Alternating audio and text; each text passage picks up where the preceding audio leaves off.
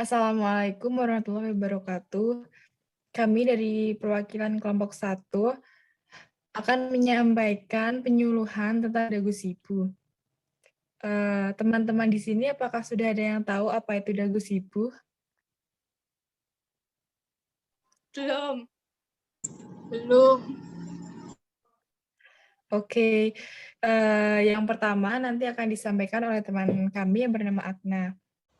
Assalamualaikum warahmatullahi wabarakatuh. Halo teman-teman, saya Agna Fathiha dari kelas Farmasi 3B yang akan menyampaikan mengenai dagus ibu bagian da. Jadi di sini saya akan menjelaskan mengenai da, yaitu dapatkan. Di sini kakak-kakaknya udah tahu belum cara dapetin obat yang baik, benar dan juga tepat? Insya Allah ya. Kalian biasanya dapetin obat-obat kayak gini tuh dari mana? Apotek. Kakaknya? Toko obat. Oh ya, seperti itu. Nah, jangan sampai kalian dapetin obat-obatan itu dari sembarangan tempat. Misal kalian nemuin di meja, terus kalian nggak tahu keamanannya gimana, kayak gitu kan. Nah, di sini saya akan menjelaskan mengenai dapatkan obat dengan baik, benar dan juga tepat. Jadi kalian harus memperhatikan banyak hal untuk memastikan obat itu baik dan benar dan juga tepat. Nah, yang pertama kalian harus memastikan obat itu ada nama obatnya dan juga ada nama zat aktifnya seperti yang ada di tablet ini. Kalian bisa lihat nama obatnya apa?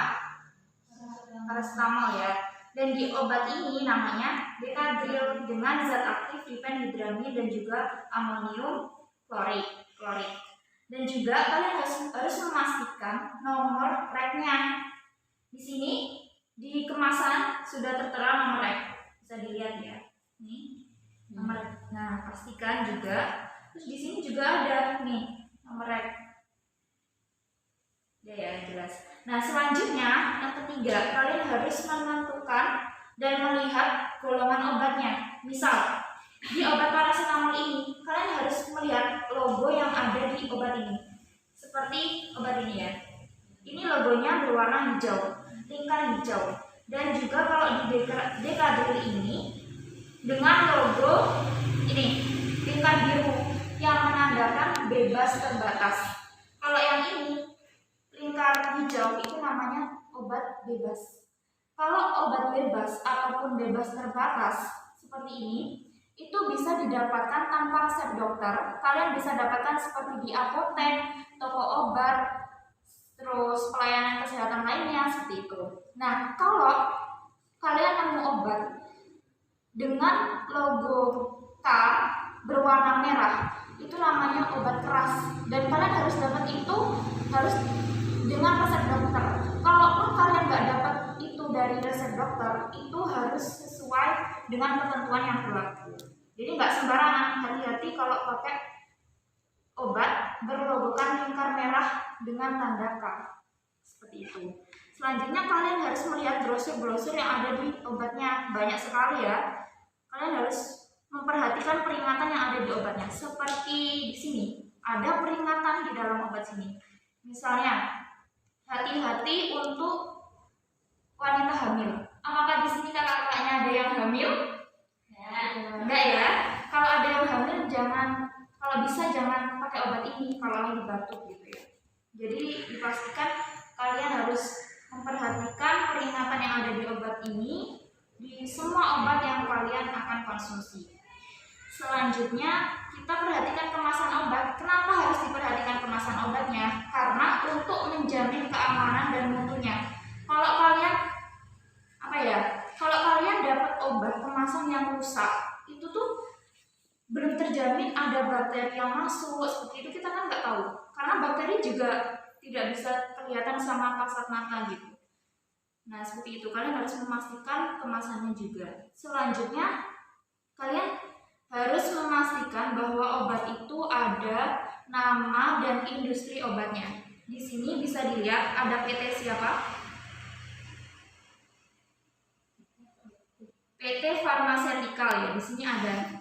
Jadi kalian harus memastikan kalau nggak ada itunya, berarti kalian harus hati-hati. Oh, obat ini gimana ya kok nggak aman sepertinya. Nah, di sini jelas juga ada namanya PT Harsen di obat Decadril ini.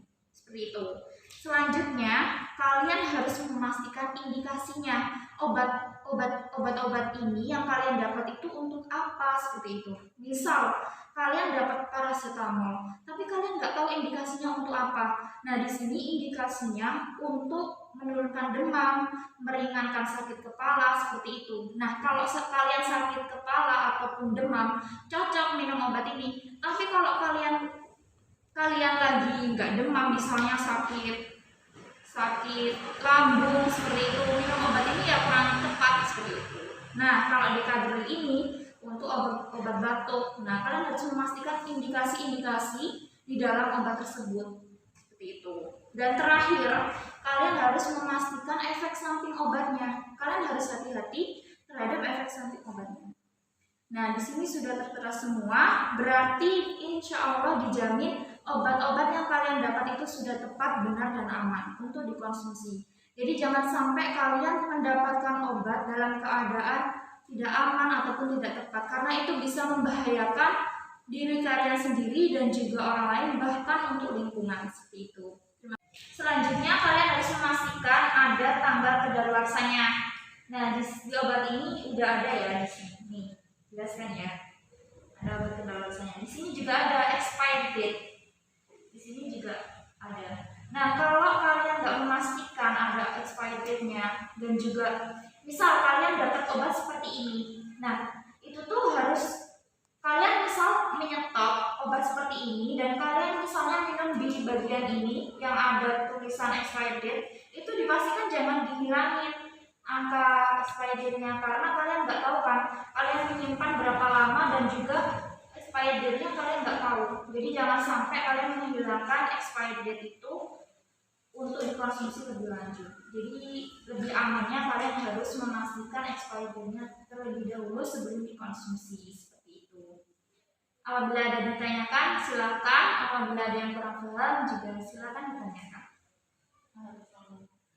Paham ya, Mbak? Oke, terima kasih. Semoga Saya, Aisyah Putri Utami, akan menyampaikan tentang GU, yaitu gunakan. Sebelumnya, yang pertama yaitu pastikan obat yang akan digunakan sudah betul. Kemudian, pastikan obat masih dalam keadaan yang baik. Lalu, baca peringatan dalam kemasan. Dan pastikan apakah obat bisa langsung digunakan atau ada hal tertentu yang harus dilakukan dulu, semisal mencampurnya dengan air. Lalu, gunakan obat dengan benar. Yang kedua yaitu adalah selama atau saat menggunakan.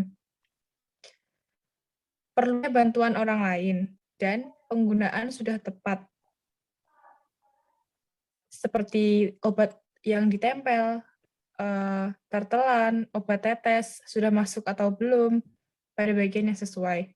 Yang terakhir yaitu adalah sesudahnya. Apakah timbul gejala khusus, misalnya mengantuk, gatal, perih lambung, atau pusing. Dan kembalikan obat pada tempat atau wadah yang sesuai setelah selesai digunakan. Jika terjadi gejala yang timbul selama penggunaan obat dan semakin memburuk, sebaiknya obat dihentikan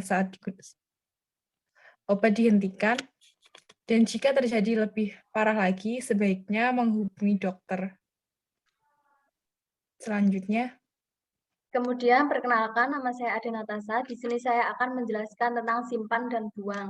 Di sini sebagai contoh obatnya ada paracetamol. Ini penyimpanannya cukup disimpan dalam suhu ruangan, dijauhkan dari jangkauan anak-anak dan jangan sampai terpapar sinar matahari secara langsung.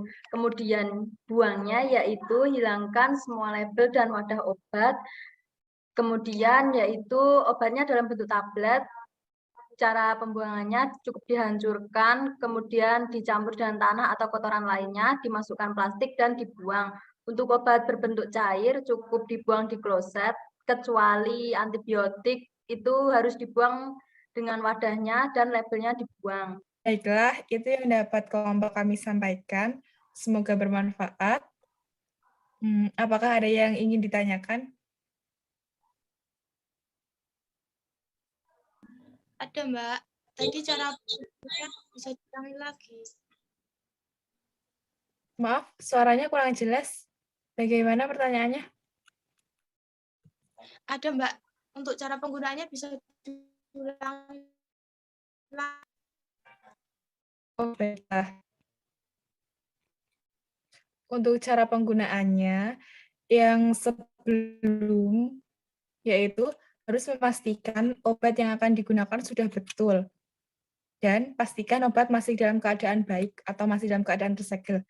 Kemudian baca peringatan dalam kemasan. Dan pastikan apakah obat bisa langsung digunakan atau ada hal tertentu yang harus dilakukan dulu, semisal mencampur dengan air. Lalu gunakan obat dengan benar. Selama menggunakan, apakah perlu bantuan untuk orang lain atau tidak? Itu harus dipertimbangkan. Dan penggunaannya sudah tepat. Lalu yang terakhir atau sesudahnya, apakah timbul gejala atau reaksi khusus, misal mengantuk, gatal, perih lambung, atau pusing. Dan kembalikan obat pada tempat atau wadah yang sesuai.